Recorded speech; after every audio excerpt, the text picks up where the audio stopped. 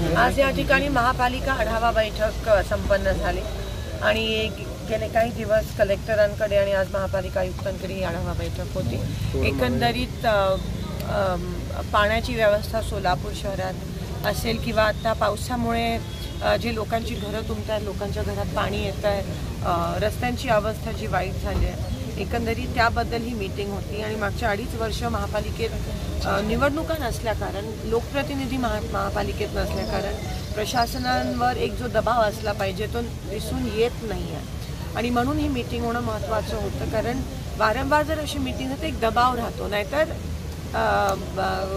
दबाव नसल्या कारण अधिकारी पण थोडेसे सुस्त होऊन जातात, त्यांना जागा करण्याची वेळ आली आहे। आणि आज आढावा घेतला, मेन म्हणजे सोलापूर शहरामध्ये रोज पाणी पुरवठा झाला पाहिजे ह्या अनुषंगाने देखील ही मीटिंग होती। नोव्हेंबरपर्यंत आपली जी दुहेरी पाईपलाईन आहे त्याचं काम पूर्ण होतं आहे असं आम्हाला आश्वासन तरी आता शब्द दिला आयुक्त मॅडमनी आणि त्याच्यानंतर जो आपला पाण्याचा प्रश्न आहे तो बऱ्यापैकी कायमस्वरूपी मिटेल। पण आता नाले साफसफाई झाली पाहिजे, ज्या प्रमाणात व्हायला पाहिजे होती मेच्या पहिल्या आठवड्यात ती झाली नाही आहे। म्हणून काल परवाच्या पावसात आपण बघितलं की खूप मोठ्या प्रमाणात नुकसान झालं, लोकांच्या घरात पाणी आलं, तर ती नाला साफसफाई पुन्हा एकदा झाली पाहिजे हे आपण आदेश या ठिकाणी आपण दिले आहेत।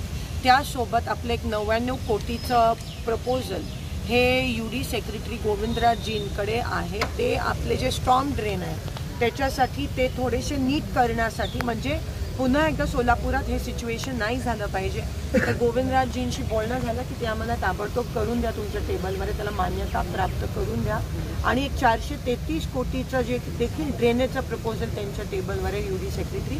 ह्या 2 गोष्टींबाबत आपण त्यांना फोनवर आपला संपर्क झाला आहे, पण त्याचा फॉलोअप पण राहील माझ्याकडून आणि ते विषय लागल्यास लोकसभेमध्ये देखील सोलापूरचा पाणी प्रश्नाचा, सोलापूरच्या विमानतळाचा विषय जो आहे तो नक्कीच मी मांडीन येणाऱ्या दिवसात, एवढं मी आपल्याला आश्वस्त करेन। सार्वजनिक आरोग्य पद आज नाकारलं गेलं नाही, त्याचबरोबर वर्षानुवर्ष हे पाणी साचतंय, घरात शिरतंय, नाले सफाई तज्ञ अभियंत्याची गरज आहे असं वाटतं? नाही, 100% इकडे अभियंत्याची गरज आहे, ऑडिटची गरज आहे।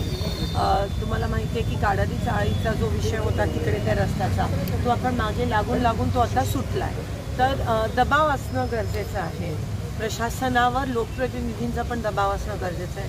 मागचे काही दिवसापासून इलेक्शन नसल्या कारण आणि योग्य नेतृत्व सोलापूरला सेंट्रल गव्हर्नमेंटमध्ये किंवा मंत्र्यांच्या माध्यमातून, पालकमंत्र्यांच्या माध्यमातून नसल्या कारण सोलापूरचं खूप मोठं नुकसान त्या ठिकाणी झालं। आता त्याची भरपाई होणं महत्त्वाचं आहे, कामाला लागणं गरजेचं आहे।